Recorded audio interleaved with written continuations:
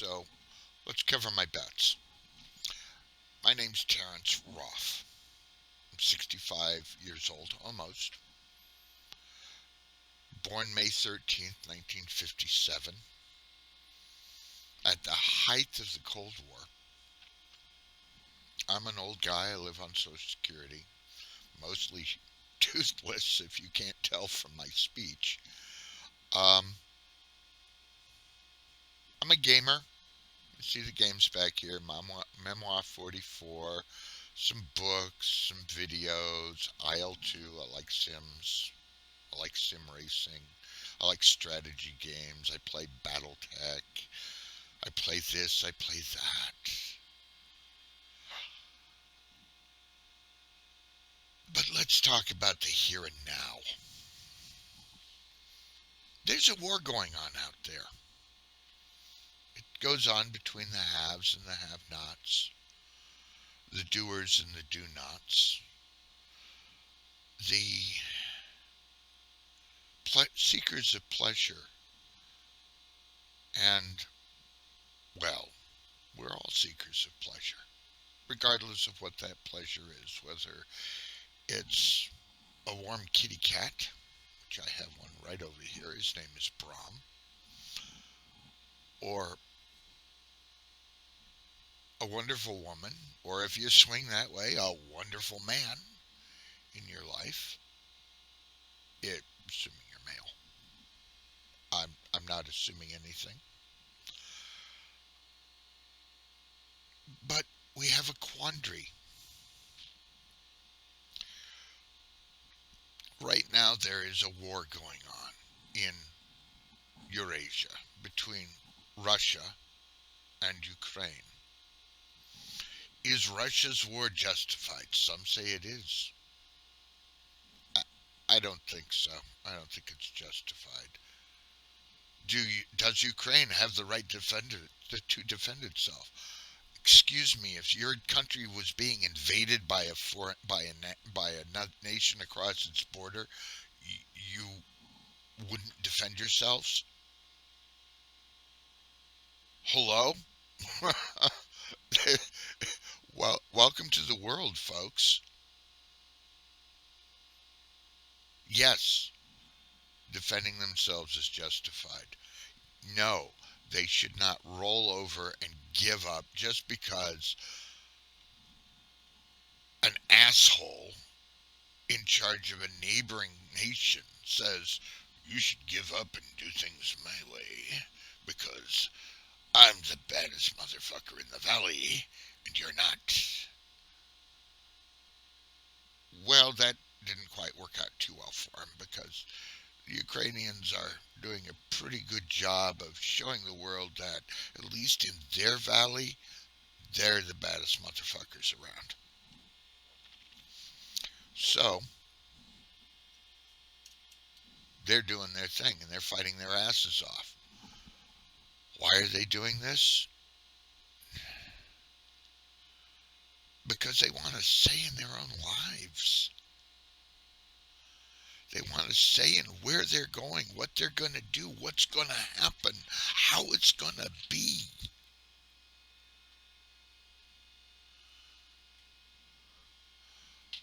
Who makes their choices for them? They do. Governments. Here in America, if we haven't figured out that most government officials, especially the elected ones, aren't full of shit to their eyebrows, we should have figured it out by now. I'm in California. We got Barbara Boxer. That woman is, I think, older. I think she's competing with God for the old age award. Or Elizabeth II. I'm not sure which came first at this point. I'm an old guy. I get confused about this. It's okay. Don't worry about it. It's not important. Is she a bit of a stick in the mud? Yes, at this point she is. At this point, she's almost to the point where she's not liberal anymore. She's conservative. She's trying to preserve a past whose time is over. The future waits on no one. It waits on none of us. Whether you want it to or not, it doesn't matter what you want. Just in this nation alone, there's 330 million of us. Does one person, male, female, elder, or child, does their opinion actually matter? Yes and no, not at all. This is the hardest thing in the world to come to terms with, I think, is how little your opinion or my opinion actually means. It doesn't. Money talks louder than we do as individuals. It's just the way it is. It's the way it's always been since the beginning of any recorded history at all, at least, which is at least 3,000 years ago at this point, and much further in the past because we found written records and we can't interpret them because we have no clue what the written language means. Human civilization at this point, we figured out, goes somewhere back between 5,000 and 7,000 years of where the points where villages, farming communities became towns, became cities, became city states, formed governments, developed political theories, couldn't, went from some sort of everybody had a voice to I'm in charge. I have the sword. I can beat your all's ass head if you don't do what I say. And for some, that was just fine. They didn't care. It didn't matter. It wasn't important. Not really. What was important was getting the crops planted and getting the crops harvested. And, making a little beer or wine or whatever it was that you had for a potable. And raising your children, teaching them right. Well, that hasn't changed. Not even a little bit. We do it on a grander scale here, but no, it hasn't changed. Our world is what it is. You can fight against whatever it is out there you think needs to be fought against. Or you can work with it, or you can cooperate it, or you can subvert it. You can mess with their heads. But I'm a student of history. I'm a scholar, mostly self-taught. I've spent more time in libraries reading than I have on the job earning an income in my life. And I still read and I still educate myself. And I continue to do so. I watch the news and I go, that's interesting. Let's get some historical background on that. And then I hit a Google piece or I hit somebody's wiki and I go, oh, you're full of shit. That's not true. I read about this 30 years ago and you've got it all wrong. But that doesn't make a difference. The past doesn't change. The future is amenable to change. But it's up to you to make that change happen. It's not going to happen by itself. And your neighbors, whether their skin color is the same as yours, or they're of one of the darker skinned peoples, the black man, the brown man, the red man, the pale flesh of the Asian man or woman, material with the same species. We can all interbreed with each other. And some of those children, those sons and daughters of those couples that have crossed that quote racial boundary unquote are some of the most gorgeous people on the face of the planet. Holy crap. Are you kidding me? You want to make beautiful children? Look beyond your own goddamn backyard, kids. I shit you not. Take a look around. Those kids with multiracial blood in their veins are some of the handsomest men and the most beautiful women on the face of the planet. And anybody who says, no, no, that's not true. Excuse me, you're going to the movies to watch them. Who are you shitting?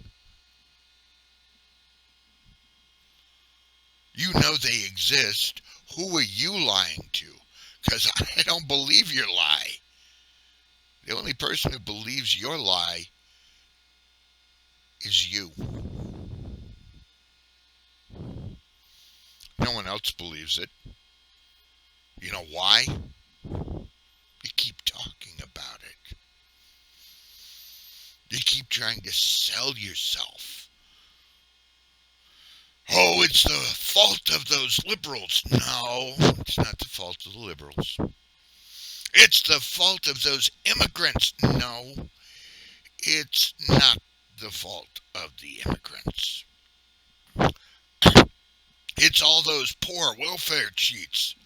Are you kidding me? You're going to blame the most powerless people in the nation on the nation's problems. You're going to blame them for all this nation's problems. Right. Who do you think you're fooling? They're not the folks that are keeping things from changing for the better. The people that keep things from changing for the better are the people who are invested in it not changing because they gain a benefit, not you. They gain the benefit.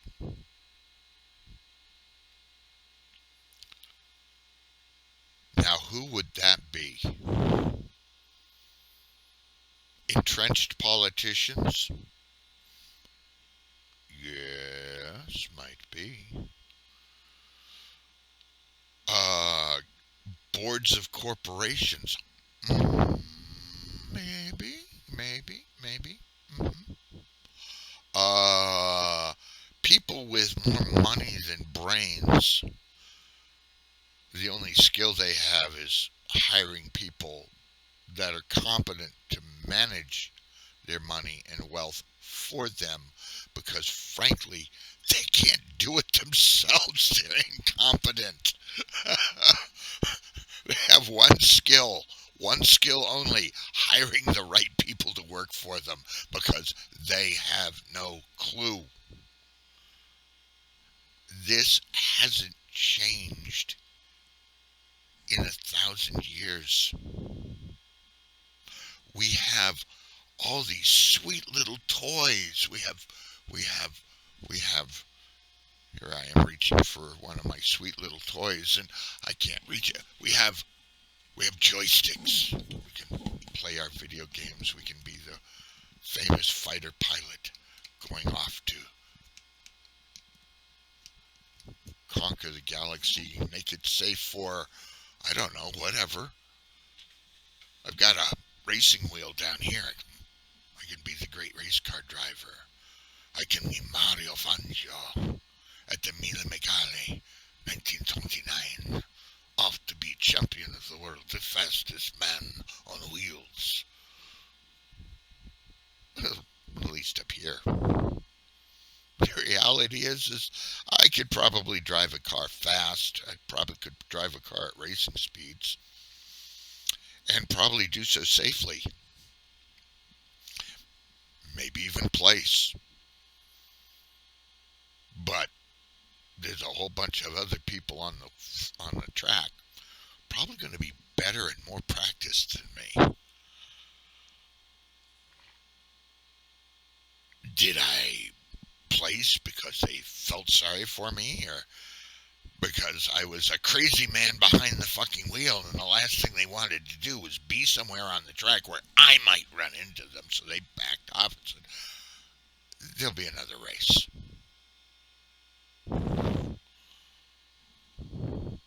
Maybe so. Our recent history, Donald Trump. Oh, I'm old enough that I almost was able to vote for or against Richard Nixon. I was still a late teenager when he was in office.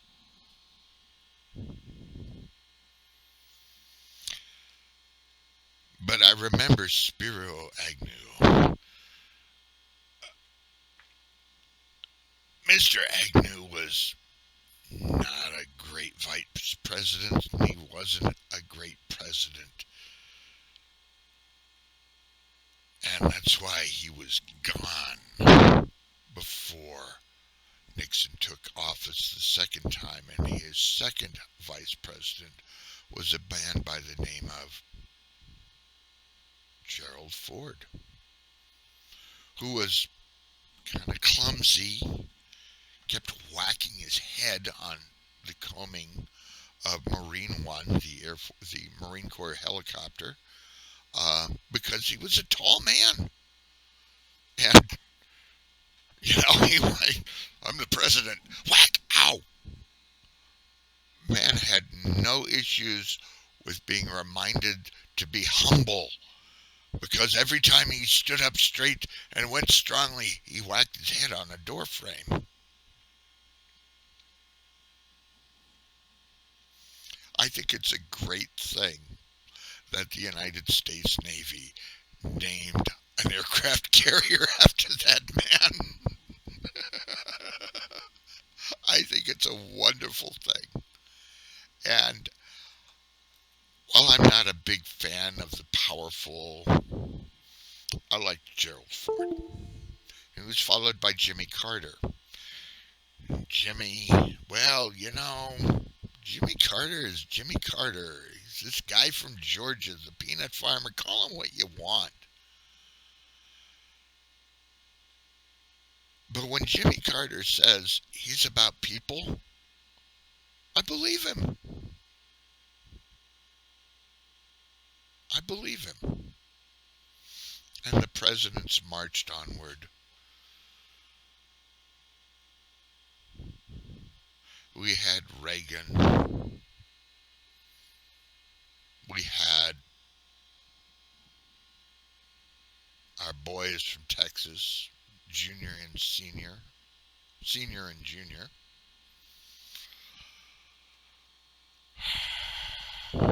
We've had so much happen.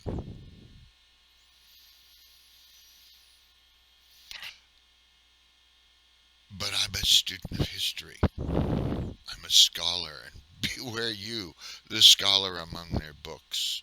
For to you, kings and generals, nations and wars are things of great import. But to the scholar, they're just a thing to be dismissed with a stroke of a pen. So what's really important? You are. You're important. Your spouse is important. Your children are important. Your family is important. The neighbor next door is important. The neighbor across the street is important. The neighbor at the end of the block is important. The guy running the coffee stand out of the wheeled cart, or the shoe shine stand out of a box, in downtown, they're important. The people who live their lives from day to day, they're important. And they're irreplaceable. The boys in the boardroom, that's all they know how to do. That and play golf. Wow. Gonna run around a big piece of incredibly expensive to maintain parkland, which is essentially what it is. Parkland's for the rich. Swatting balls with a stick because it's, culturified or something like that. Or let me remind you all that golf was invented by a bunch of bored Scotsmen. And they don't have these perfectly manicured parks. The only place where the grass was ever mowed was the green and the tee. Everything else was rough. Well, actually, the fairway on a Scottish golf course is what we in America would call the rough. What they call the rough in Scotland has looks more like open prairie in America than what we would call the rough.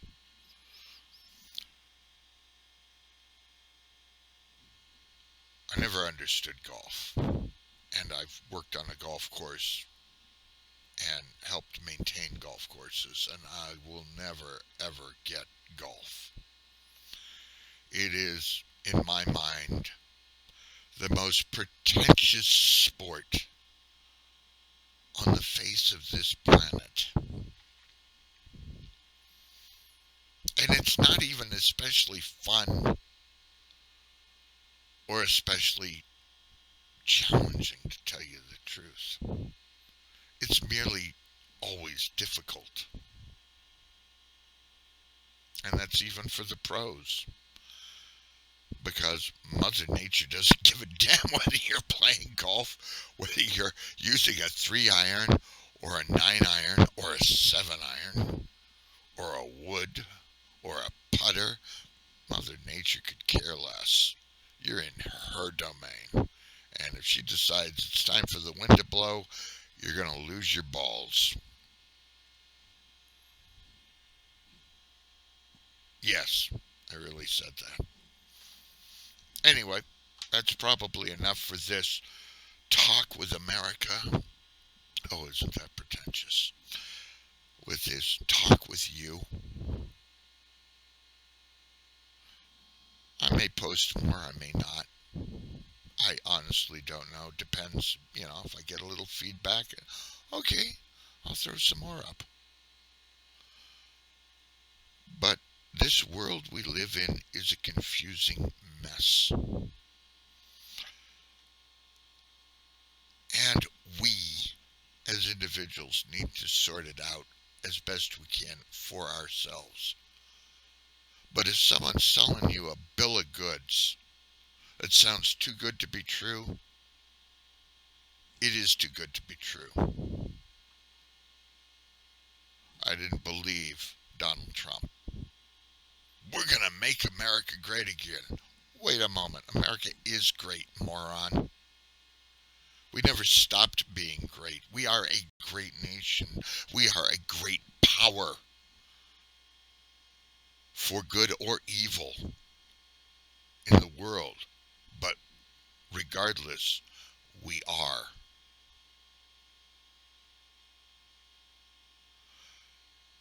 Donald Trump was a con man, and he still is. And he's a liar, and he's a deceiver, and he's a criminal son of a bitch, and he's a traitor.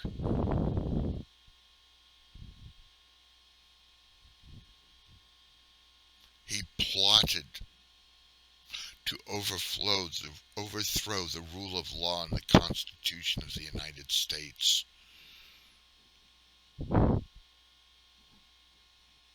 And as far as I can tell, my best guess is the Republican Party here in the United States has been meddling in elections for the last 30 years or so.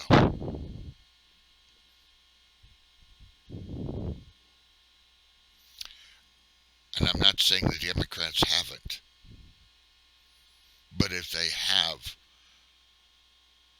they've certainly been a hell of a lot more careful about getting caught.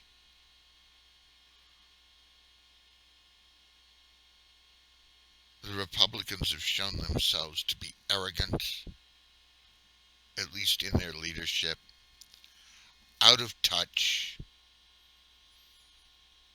not paying attention, not listening, not serving. And that's probably the most important part of all. You take that oath, you swear to serve the people of this nation, to uphold the Constitution, to protect the nation from all enemies, foreign or domestic. What if you're the enemy? What if you've become the enemy of all that is that we're trying to keep whole and hearty and worthy? I don't care about your religion. I don't care whether you're Christian or Jewish or Muslim, whether you worship your ancestors or you worship pagan gods.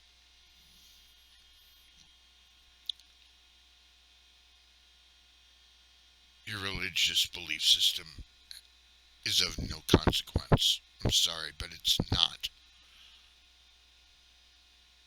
Because here in United States of America, religion is not part of government, and government is not part of religion. We do not dictate to you what your religious beliefs are, and you do not dictate your religious beliefs to our government.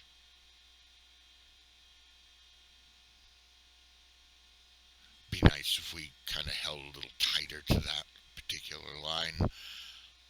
We're working on it. Anyway, that's it for the 30th of April, 1922.